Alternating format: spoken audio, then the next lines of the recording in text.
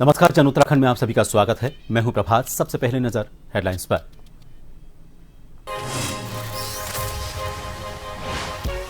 उत्तराखंड में मनाया गया विश्व अल्पसंख्यक अधिकार दिवस। सीएम धामी ने प्रतिबद्धता, शिक्षा, रोजगार और आत्मनिर्भरता पर दिया जोर। यूसीसी पर की बात।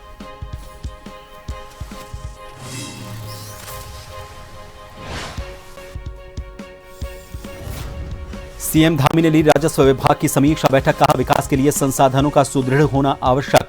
तय राजस्व लक्ष्यों की पूर्ति होती है बेहद महत्वपूर्ण।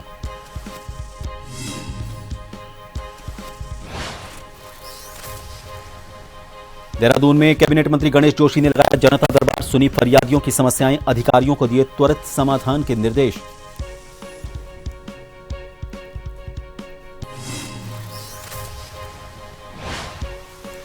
देहरादून में 40 छात्रों से भरी बस में आग, धुआं निकलता देख मचा हड़कंप। तमिलनाडु से आए थे घूमने, सभी को निकाला सुरक्षित। और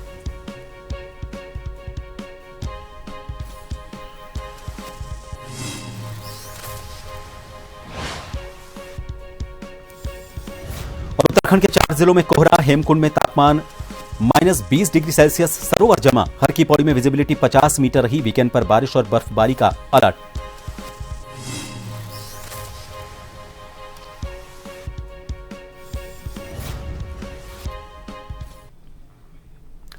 विश्व अल्पसंख्यक अधिकार दिवस के अवसर पर उत्तराखंड के मुख्यमंत्री पुष्कर सिंह धामी ने अल्पसंख्यक समुदाय के अधिकारों, शिक्षा और आत्मनिर्भरता को लेकर सरकार की प्रतिबद्धता दोहराई। उन्होंने कहा कि प्रधानमंत्री नरेंद्र मोदी के नेतृत्व में देश भर में अल्पसंख्यकों के उत्थान के लिए कई प्रभावी योजनाएं संचालित की जा रही हैं।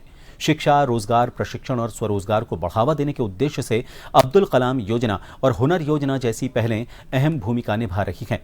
मुख्यमंत्री ने बताया कि राज्य में अल्पसंख्यक शिक्षा से जुड़ा नया कानून लागू कर सभी को समान अवसर देने का प्रयास किया गया है। साथ ही अल्पसंख्यक विकास निधि के माध्यम से विभिन्न क्षेत्रों में विकास कार्य आगे बढ़ाए जा रहे हैं।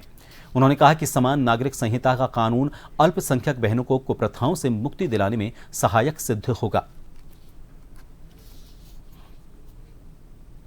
विश्व अल्पसंख्यक अधिकार दिवस के अवसर में सबको बहुत बधाई देता हूँ, शुभकामनाएं देता हूँ। और भारत के अंदर आज हमारे प्रधानमंत्री आदरणीय नरेंद्र मोदी जी के नेतृत्व में अनेक काम अल्पसंख्यकों के अधिकारों के लिए किए जा रहे हैं, उनके उत्थान के लिए किए जा रहे हैं, उनको रोजगार से जोड़ने के लिए किए जा रहे हैं, उनके बच्चों को अच्छी शिक्षा, संस्कार दोनों मिले, उसके लिए अनेक योजनाएं संचालित की जा रही हैं। अब्दुल कलाम योजना से लेकर हुनर योजना तक जो है, उनको आज रोजगार के क्षेत्र में, प्रशिक्षण के क्षेत्र में, स्वरोजगार के क्षेत्र में आज आत्मनिर्भरता की ओर बढ़ा रहे हैं। कैबिनेट मंत्री गणेश जोशी ने अपने कैंप कार्यालय में जन सुनवाई कार्यक्रम के दौरान दूर दराज ग्रामीणों और शहर के विभिन्न क्षेत्रों से आए फरियादियों की समस्याएं सुनी। जन सुनवाई में बड़ी संख्या में फरियादियों ने शिक्षा, स्वास्थ्य, सड़क, बिजली, पेयजल, पेंशन, आवास एवं अन्य सामाजिक कल्याण योजनाओं से संबंधित अपनी समस्याएं और शिकायतें मंत्री के समक्ष रखी। जन सुनवाई के दौरान कैबिनेट मंत्री गणेश जोशी ने हर व्यक्ति की समस्या को गंभीरता से सुना और कई मामलों का मौके पर ही समाधान किया। उन्होंने बाकी लंबित समस्याओं के त्वरित और प्रभावी निस्तारण के लिए संबंधित विभागों के अधिकारियों को जरूरी दिशा निर्देश देते हुए निर्धारित समय सीमा के भीतर समाधान सुनिश्चित करने को कहा।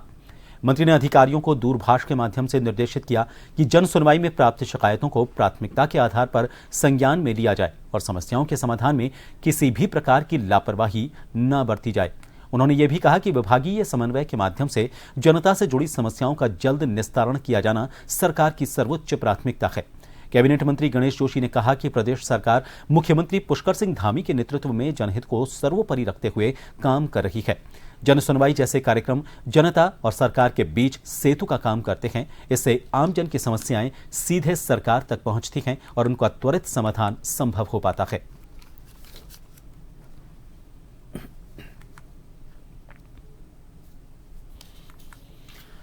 उत्तराखंड में विकास कार्यों को गति देने और आधारभूत ढांचे को मजबूत करने के लिए राज्य सरकार राजस्व प्राप्ति पर विशेष ध्यान दे रही है।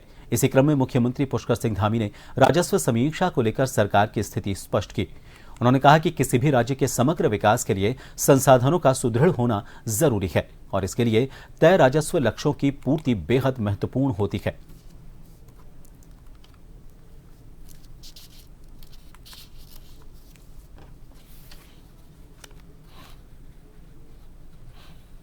किसी भी राज्य को विकास करना है, राज्य में इंफ्रास्ट्रक्चर विकसित होने हैं, पूंजीगत व्यवस्थाएं बननी है, संसाधन अच्छे होने हैं, तो उसके लिए राजस्व की प्राप्ति बहुत जरूरी है।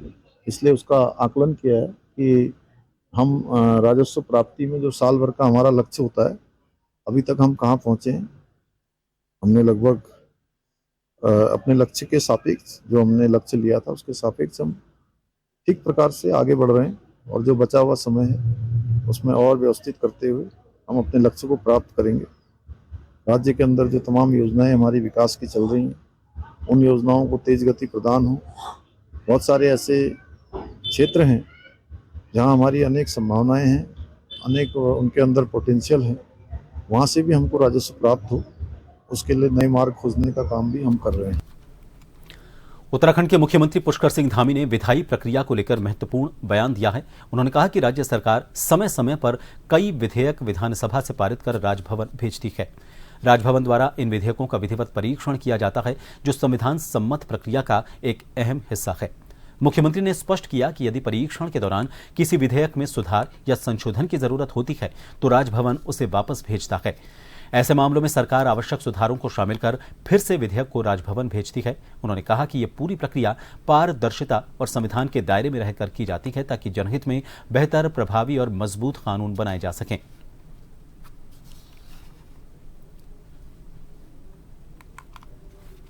देखिए, वो अनेकों बार हम लोग सरकार बहुत सारे विधेयक वहाँ भेजती है और उसमें राजभवन उसका परीक्षण करता है, और परीक्षण करने के बाद उसमें कोई सुधार करने होते हैं तो सुधार के लिए वापस आते हैं, और सुधार के बाद फिर वापस भेजे जाते हैं। हमको सुधार करके फिर से भेजेंगे वहाँ पर।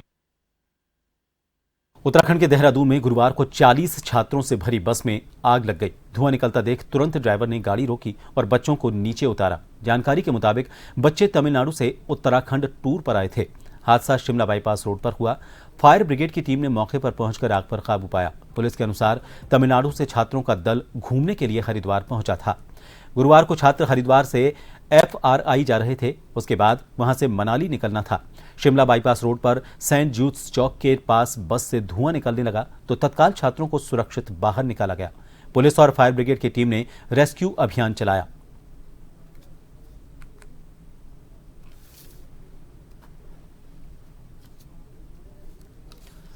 युवा खिलाड़ियों को बेहतर मंच और अवसर देने की दिशा में उत्तराखंड सरकार ने खेल महाकुंभ को नए रूप में प्रस्तुत किया।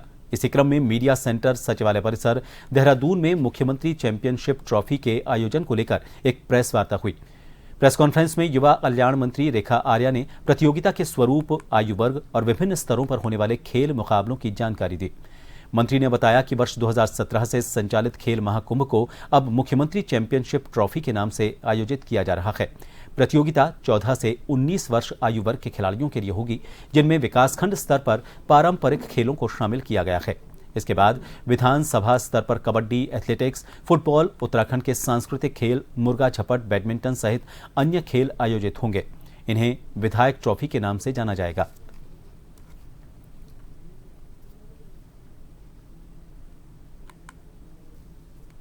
चैंपियनशिप ट्रॉफी में जब ये परिवर्तित हो रहा है तो इसके पीछे का ध्येय ये है कि कई प्रकार का जनप्रतिनिधियों का प्रतिभाग भी, और जनप्रतिनिधियों के द्वारा इसमें खेल के क्षेत्र में और अधिक ध्यान आकर्षित करते हुए उसके डेवलपमेंट के लिए, चाहे वो स्वयं की निधि से कह लीजिए अथवा स्वयं के अथक उससे कह लीजिए, उसकी संभावनाएं बढ़ जाती हैं।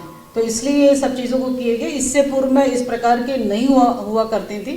तो खेल महाकुंभ एक अपने रूटीन में था, और मैं समझती हूँ कि इस तरह के आयोजनों से जो है संबंधित हमारे खिलाड़ीगण वे भी चाहे अपने विधायक जी के माध्यम से ट्रॉफी को प्राप्त करें, चाहे वो अपने सांसद जी के माध्यम से अपने ट्रॉफी को प्राप्त करें, तो खेल से जनप्रतिनिधियों का कनेक्शन भी जुड़ता है और हमारे खिलाड़ी भी जो है उससे उनको मनोबल उनका बढ़ता है।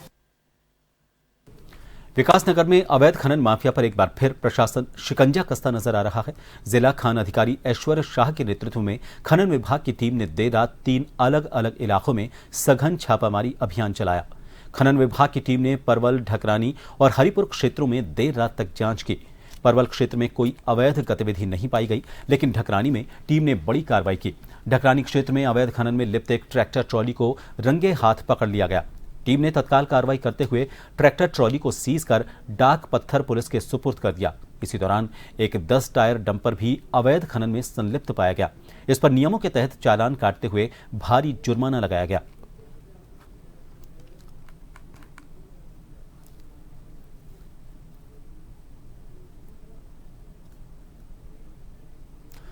पत्रकार पंकज मिश्रा की मौत को लेकर एक बड़ा खुलासा हुआ है। मृतक पत्रकार के भाई अरविंद मिश्रा ने इसे सुनियोजित साजिश बताते हुए अमित सहगल सहित अन्य के खिलाफ पुलिस में जान से मारने का मामला दर्ज करवाया है।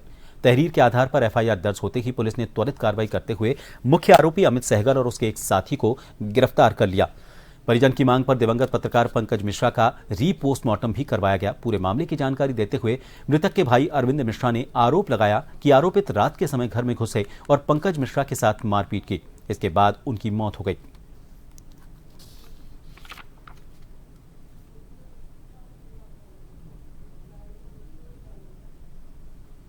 और ये भी सूचना मिली कि उनके परिजन जो है पहुंच रहे हैं वहाँ पर, और उनके द्वारा इसमें जो है कंप्लेंट दी जाएगी। उसके बाद आगे की कार्रवाई की जाए। और उसके बाद जब देर रात्रि उनके परिजन यहाँ पर पहुंचे और मुलाकात की गई तो उसके बाद उनके दिए गए प्रार्थना पत्र पर जो है मुकदमा सुसंगत धाराओं में जो दिया गया था उसमें दर्ज कर लिया गया था। आज से हमारी सभी टीमें जो फोरेंसिक टीम द्वारा भी निरीक्षण किया गया और साथ ही साथ अन्य भौतिक साक्ष्यों को कलेक्ट किया गया। साथ ही पीड़िता उनकी जो पत्नी है मृतका की और साथ ही उनके वादी जो है उनके भी बयान विस्तृत दर्ज किए गए। साथ ही आस पड़ोस के लोगों के भी बयान दर्ज किए गए। घटनास्थल के साथ साथ अन्य जो हमारे पास सीसीटीवी फुटेज है उसके भी प्रयास करके जो साक्ष्यों में सम्मिलित किए जा रहे हैं। और सभी साक्ष्यों के आधार पर और जो मेडिकल जो हमारे पोस्टमार्टम रिपोर्ट का अवलोकन के उपरांत जो है लंबी पूछताछ के बाद दोनों अभियुक्तों से लंबी पूछताछ की गई और समस्त घटनाक्रम की जानकारी ली गई। और इसके बाद विवेचक द्वारा जो है उनको पर्याप्त साक्ष्यों के आधार पर आज अरेस्ट कर लिया गया है, जिनको कल माननीय न्यायालय में पेश किया जाएगा। देखिए, मैं मुंबई में था और मेरे पास कल सुबह फ़ोन आया मेरे बड़े भैया पंकज मिश्रा जी की वाइफ लक्ष्मी जी का, और उन्होंने मुझे जानकारी दी कि भैया के साथ ऐसी घटना हुई है। उन्होंने मुझे पहले फ़ोन करके जो बोला, पहली लाइन वही थी कि ये कुछ जवाब नहीं दे रहे हैं, बात नहीं कर रहे हैं। फिर जब मैंने उनसे बातें करी और जानकारी जो मिली उसके अनुसार हुआ ये कि परसों 15 तारीख की रात 10 बजे अमित सहगल अपने एक साथी के साथ में भैया के घर पे आए थे और उन्होंने भैया के साथ बदतमीज़ी करी, मारपीट करी। वो क्योंकि भैया के पुराने जानने वाले हैं तो उन्हें भैया की बीमारियों के बारे में भी पता है, तो उन्होंने आपस में बात करते हुए कि इसके पेट पे मारो, सीने पे मारो, जिससे कि उतने में इसका काम हो जाएगा, उसके बाहरी इंजरी ना दे।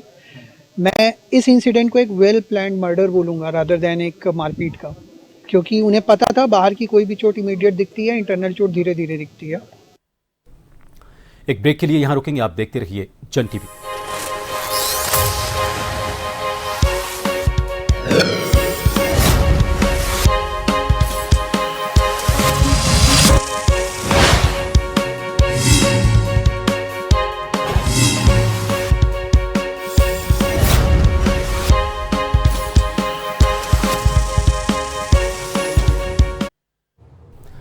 ब्रेक के बाद एक बार फिर आप सभी का स्वागत है। उत्तराखंड हाईकोर्ट में नैनीताल जिला पंचायत चुनाव मामले में दायर की गई याचिका पर सुनवाई हुई। इस दौरान कथित तौर पर अपहृत 5 जिला पंचायत सदस्य कोर्ट में पेश हुए। हाईकोर्ट ने 5 जिला पंचायत सदस्यों से सवाल किया तो वो उलझ गए, कोई भी सही तरीके से उत्तर नहीं दे पाया। जब हाईकोर्ट ने 5 सदस्यों से सवाल पूछा कि उन्होंने एफिडेविट कहाँ है उनका और किससे खरीदा, तो वो निरुत्तर हो गए। जांच अधिकारी से भी हाईकोर्ट ने सवाल किया, वो भी सीधा जवाब नहीं दे पाए। इस पर हाईकोर्ट ने सख्त नाराजगी जताई। हाईकोर्ट ने डीजीपी को कोर्ट में पेश होने के निर्देश दिए।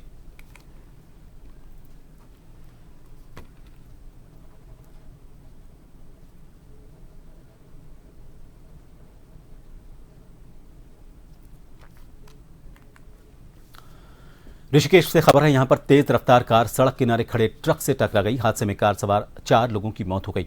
बताया जा रहा है कि कार बहुत तेज रफ्तार में थी। हादसे से पहले हरिद्वार की तरफ से आ रही इस कार ने कई वाहनों को ओवरटेक किया था।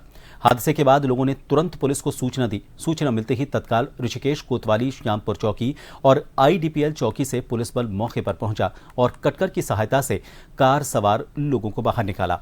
पुलिस ने तत्काल एम्बुलेंस से इन्हें अस्पताल पहुंचाया। अस्पताल में डॉक्टरों ने चारों लोगों को मृत घोषित कर दिया।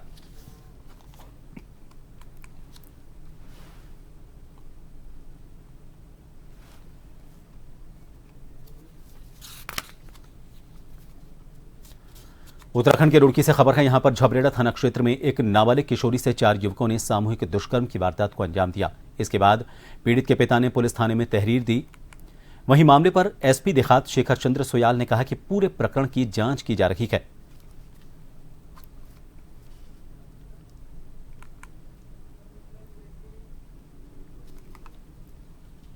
देखिए, कंप्लेन थाना झबरेड़ा को मिली है। एसओ से मेरी इसमें वार्ता हुई थी, तो मामले में कुछ चीजें ऐसी हैं जो क्लियर करना जरूरी है, तो उसमें एसओ उसमें प्रॉपर उसकी इंक्वायरी कर रहे हैं। तो जो फैक्ट आएंगे उसके हिसाब से आगे कार्रवाई की जाएगी। परिवार बताया जा रहा गन्ना बोलो पे कर रहा है। नहीं, वही मैंने आपको बताया कि चीजें अभी उसमें काफी कुछ फैक्ट क्लियर होने जरूरी हैं। सीओ साहब जो है उनके भी संज्ञान में मैंने दोनों को बोला, एक बार सारी चीजें क्लियर करने के बाद फिर उसमें आगे बढ़ा जाएगा। बागेश्वर जिले में कांडा तहसील सहित अन्य गांव में अवैध खड़िया खनन से आई दरारों के मामले में सुनवाई की। अदालत ने जीपीएस नियमों के उल्लंघन पर सख्त नाराजगी जताते हुए खनन निदेशक से यह कहा कि 7 दिन में व्यवस्था लागू करें। मुख्य न्यायमूर्ति सुभाष उपाध्याय की खंडपीठ के समक्ष मामले की सुनवाई हुई। कोर्ट ने कहा कि उत्तराखंड में खड़िया खनन के प्रावधान के मुताबिक खनन कार्य में लगे वाहनों पर जीपीएस सिस्टम लगा होना चाहिए। उसका जीपीएस सिस्टम रवन्ना पोर्टल के साथ जुड़ा होना चाहिए ताकि उस वाहन का पूरा डेटा रवन्ना पोर्टल से मिल सके।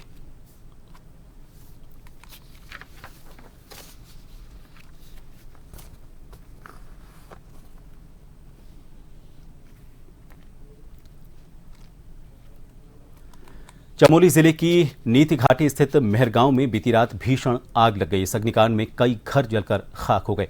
आग लगने के कारणों का अभी तक पता नहीं चल पाया है। आपको बता दें, आग लगने से प्रभावित घरों के मालिकों और स्थानीय लोगों में अफरा तफरी का माहौल देखा गया। प्रशासन और राहतकर्मी मौके पर पहुंचे और बचाव कार्य में जुटे। कई घंटों की मशक्कत के बाद इस आग पर काबू पाया जा सका। आग में 5 मकान पूरी तरह से जल गए।